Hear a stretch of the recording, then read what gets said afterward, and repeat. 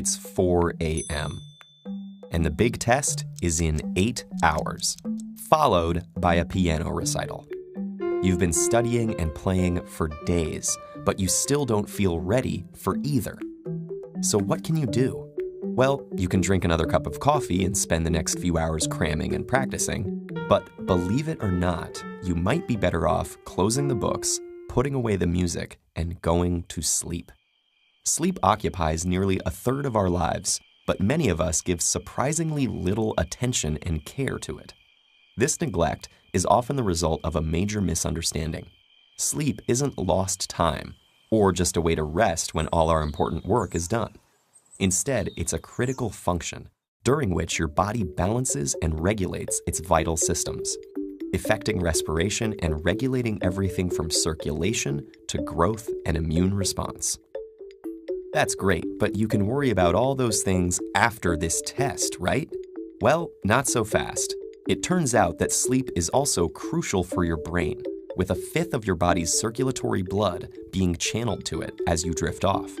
And what goes on in your brain while you sleep is an intensely active period of restructuring that's crucial for how our memory works. At first glance, our ability to remember things doesn't seem very impressive at all. 19th century psychologist Hermann Ebbinghaus demonstrated that we normally forget 40% of new material within the first 20 minutes, a phenomenon known as the forgetting curve. But this loss can be prevented through memory consolidation, the process by which information is moved from our fleeting short-term memory to our more durable long-term memory. This consolidation occurs with the help of a major part of the brain, known as the hippocampus.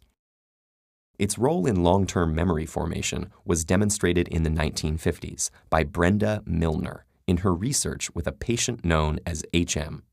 After having his hippocampus removed, HM's ability to form new short-term memories was damaged, but he was able to learn physical tasks through repetition. Due to the removal of his hippocampus, HM's ability to form long-term memories was also damaged.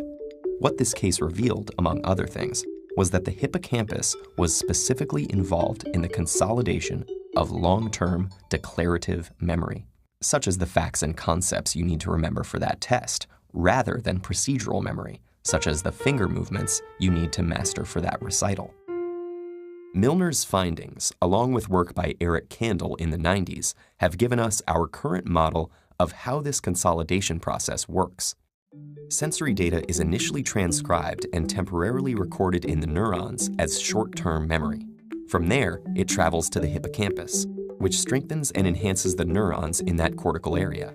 Thanks to the phenomenon of neuroplasticity, new synaptic buds are formed, allowing new connections between neurons and strengthening the neural network where the information will be returned as long-term memory. So why do we remember some things and not others? Well, there are a few ways to influence the extent and effectiveness of memory retention. For example, memories that are formed in times of heightened feeling or even stress will be better recorded due to the hippocampus's link with emotion. But one of the major factors contributing to memory consolidation is, you guessed it, a good night's sleep. Sleep is composed of 4 stages, the deepest of which are known as slow-wave sleep and rapid eye movement. EEG machines monitoring people during these stages have shown electrical impulses moving between the brainstem, hippocampus, thalamus, and cortex, which serve as relay stations of memory formation. And the different stages of sleep have been shown to help consolidate different types of memories. During the non-REM slow-wave sleep, declarative memory is encoded into a temporary store in the anterior part of the hippocampus.